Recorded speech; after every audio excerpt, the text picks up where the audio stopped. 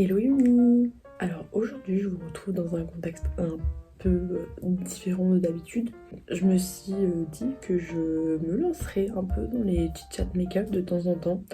Quand par exemple il y a un événement, un thème, des sujets pour lesquels j'ai envie de discuter. Et donc aujourd'hui, chit chat make-up Saint-Valentin. Plus, je vous parle des dramas qui ont marqué mon année 2022. Vraiment ceux que j'ai découverts et que j'ai surkiffé en fait. Je préfère prévenir tout de suite, j'ai pas regardé énormément de nouveautés niveau drama sud-coréen. En tout cas, le début d'année j'ai regardé peu de dramas, l'été j'ai regardé peu de dramas puisque j'étais dans le déménagement, dans la fin du DUT, etc. Donc là, on est principalement sur ce que j'ai regardé fin d'année et donc il y a énormément de dramas thaïlandais, mais j'ai séparé, j'en ai choisi 6, donc il y a 3 dramas coréens et 3 dramas thaïlandais que j'ai regardés et qui m'ont marqué en 2022. Donc sans plus attendre, et bah c'est parti. Je vais commencer par les yeux, donc je vais mettre juste une petite base pour que tout mon petit travail accroche bien et je ferai genre le reste du teint, du tout après. La majorité des produits viennent de chez Révolution parce que je trouve que niveau prix et qualité, c'est les mieux en fait. On va commencer tout de suite. Donc j'ai mon script à côté, attention on est professionnels. On va commencer par un drama que j'ai regardé qui est sorti en 2022. Un drama sud-coréen, c'est Business Proposal. Je suis sûre qu'il y en a beaucoup d'entre vous qui ont regardé et qui ont aimé. C'est vrai qu'il était super chouette.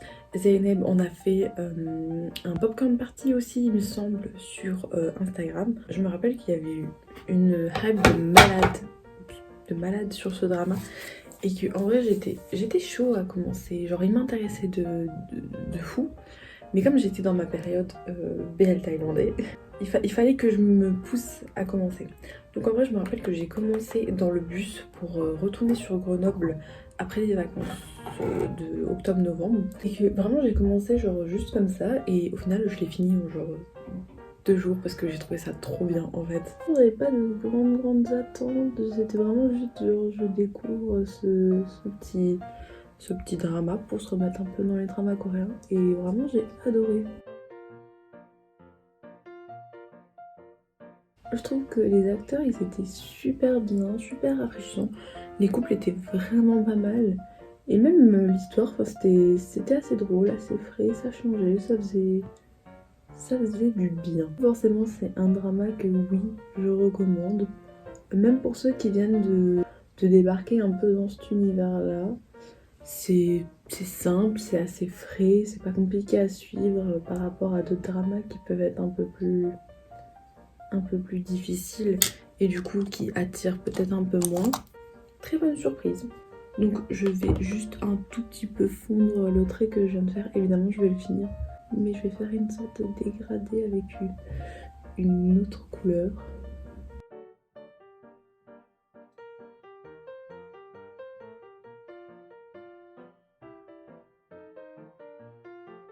Le deuxième drama qui m'a énormément marqué en 2022, c'est un drama thaïlandais et c'est évidemment Kin Porsche. Genre,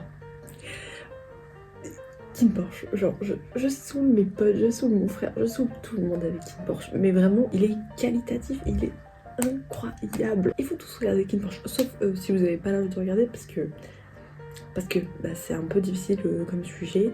Il y a des scènes un peu explicites, un peu explicites, des mafieux quoi. Kin Porsche, pareil, j'en avais entendu parler sur les réseaux sociaux.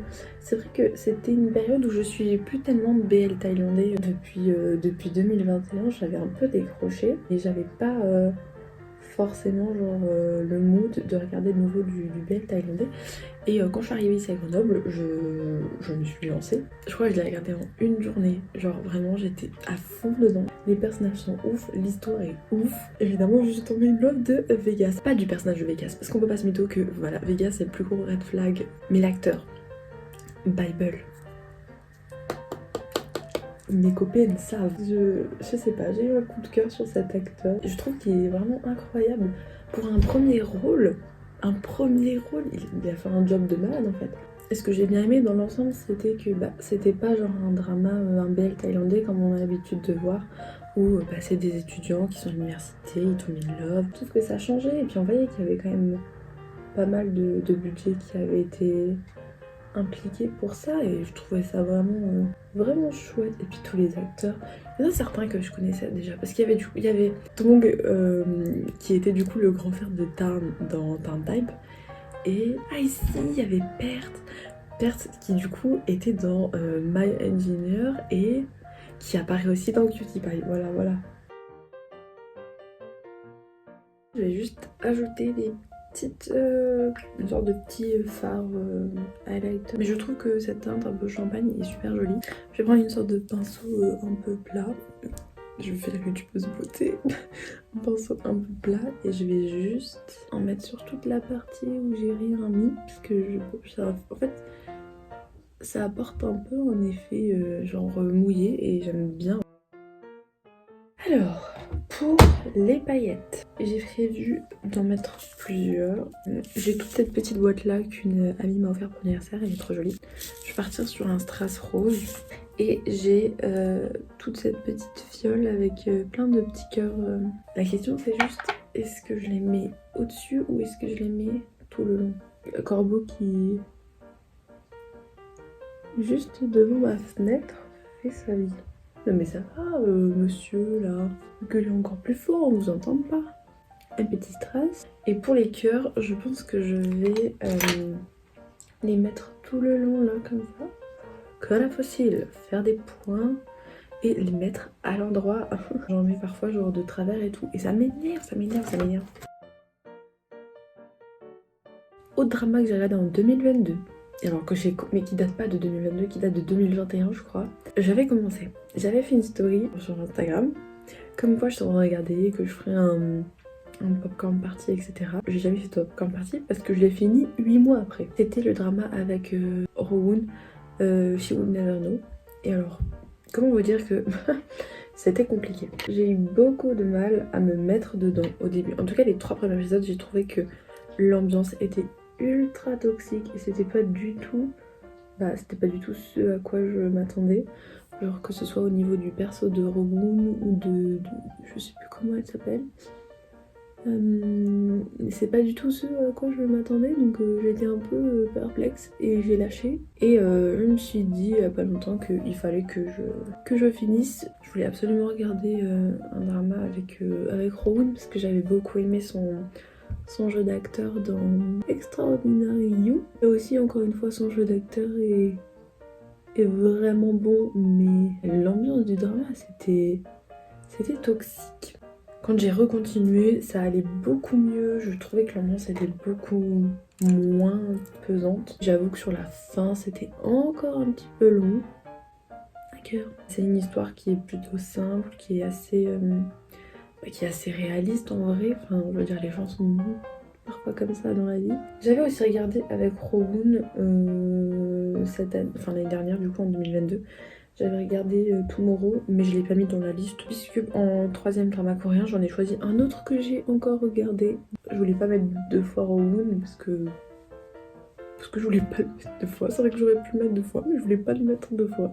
Donc, du coup, je pense que j'ai fini pour cette là. Je vais faire le 2e œil et je reviens après. Tadam! J'ai fait le 2e œil, à peu près symétrique. Alors, pour le teint, personnellement, je porte pas ce fond de teint. Je mets juste un peu de concealer sur les zones que je veux un peu homogénéiser.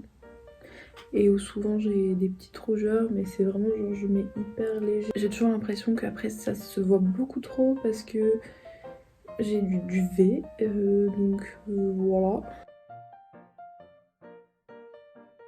Donc pour parler de l'avant-dernier drama, donc là on est retour sur un drama, non l'avant-dernier non, le 4e.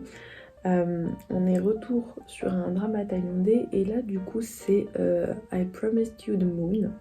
Donc c'est la suite de I Told the Sunset About You qui est sortie je sais plus quand, désolée. Mais en gros, je sais qu'après sa diffusion, j'avais commencé à regarder. J'étais dans le truc, j'étais dans la lancée. Et après, du coup, j'ai eu cette période où j'étais plus tellement intéressée dans les BL thaïlandais ou je sais pas qu'est-ce que je regardais. Ah, je regardais beaucoup de séries américaines avec ma sœur à ce moment-là, donc même les dramas en général, j'étais plus à fond dedans, j'étais dans Outlander. Enfin, c'est pas une série américaine, du coup, c'est une série anglaise, mais bref. Et du coup, là, je me le suis regardé parce que j'avais envie de cette ambiance. En fait, je pense que ceux qui ont regardé I Told Sunset About You et I Promise You Do, vous comprenez le mood. Genre, je trouve que c'est un des dramas thaïlandais BL les plus quali qui a été produit. Que ce soit l'ambiance, le jeu d'acteur, la façon dont ça a été filmé, enfin tout en fait, je trouve que c'est hyper qualitatif par rapport à d'autres et vraiment, je trouve que c'est des dramas qui, pour ceux qui n'aiment pas forcément regarder des dramas thaïlandais et qui veulent pas un truc cucul à praline, je trouve que c'est genre le meilleur choix à avoir. Du coup forcément j'avais pas du tout été déçue et ça m'a donné envie de re-regarder I Told Sunset About You. Pas du tout regretté, les personnages évidemment ils sont vraiment bons. Les acteurs sont bons quoi, genre Belkin et Krit, franchement genre que demande le peuple. Et puis les OST, franchement je trouve qu'ils ont les meilleurs OST de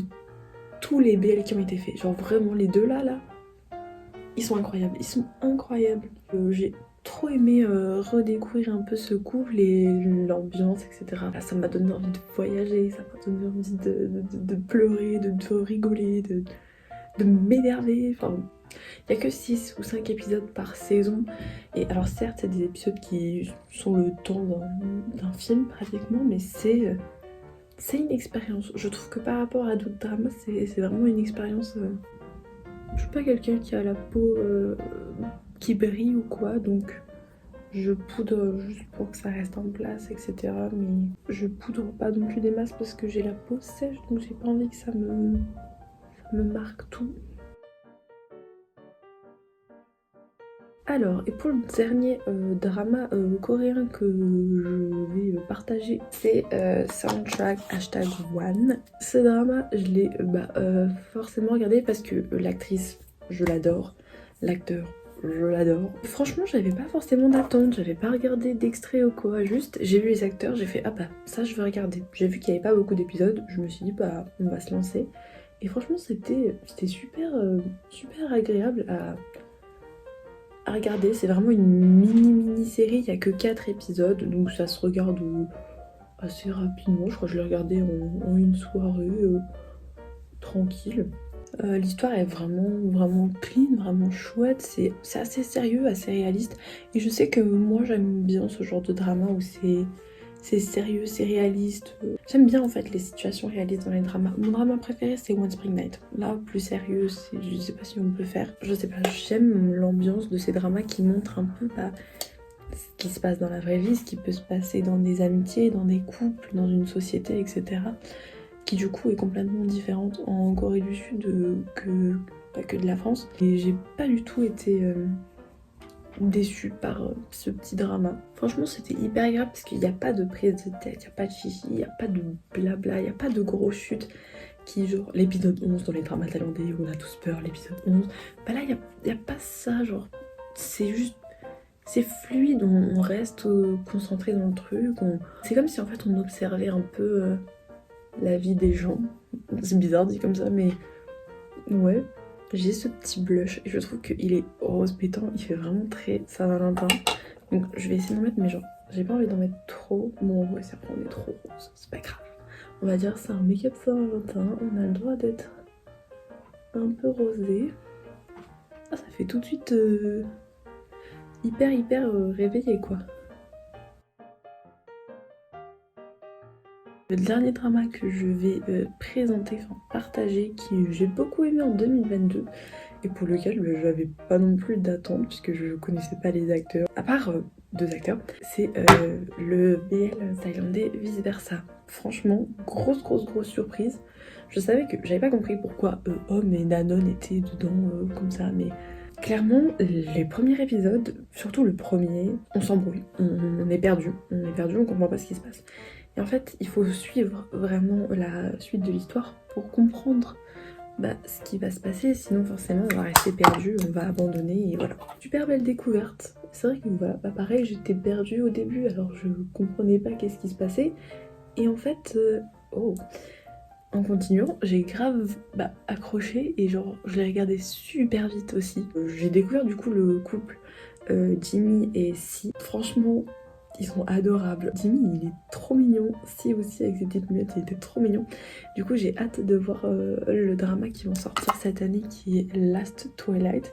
Super chouette. Et puis l'histoire, vraiment, ça change. C'était drôle. Enfin, ils étaient trop mignons, les personnages. Genre, je regrette pas du tout de l'avoir regardé. C'était vraiment bon. En vrai, j'aimais bien la vibe de comment ils ont créé l'univers un peu parallèle, où du coup ils étaient coincés, où ça faisait un peu comme si c'était genre la Thaïlande qui rêvait avec le mariage pour tous, la neige en Thaïlande, genre d'où il neigerait en Thaïlande alors qu'il fait 30 degrés toute l'année, la tradition de pas de gâteau d'anniversaire mais une barbe à papa pour gâteau d'anniversaire. Je trouvais ça vachement drôle, il y avait des effets hyper chouettes qui changeaient et qui étaient vraiment sympa à regarder. J'ai mis mes fossiles, ça a été un peu une galère parce que j'avais acheté ce petit stylo colle à fossiles et il est cassé. Genre littéralement il est cassé, il y a tout qui sort donc je peux le jeter à la poubelle. Ils sont collés, enfin à peu près. Mais bon, il me restait plus qu'une paire parce que j'ai laissé tous mes fossiles à Strasbourg chez mes parents parce que j'avais plus de place dans ma valise donc j'ai laissé beaucoup de mon make-up. Donc heureusement que c'était rose Saint-Valentin parce que c'est que ce que j'ai comme couleur. Voilà. Il me reste plus que les lèvres et honnêtement j'ai pas grand chose pour les lèvres parce que c'est pas quelque chose que je maquille souvent. Ah celui-là il est... Ah ouais non, ça fait un peu rose Barbie là. Hein. On abandonne la mission. Ah bah je préfère cette couleur. Mais je le mets hyper souvent ce gloss. On va mettre un petit coup de spray fixateur. Et voilà pour le look Saint-Valentin.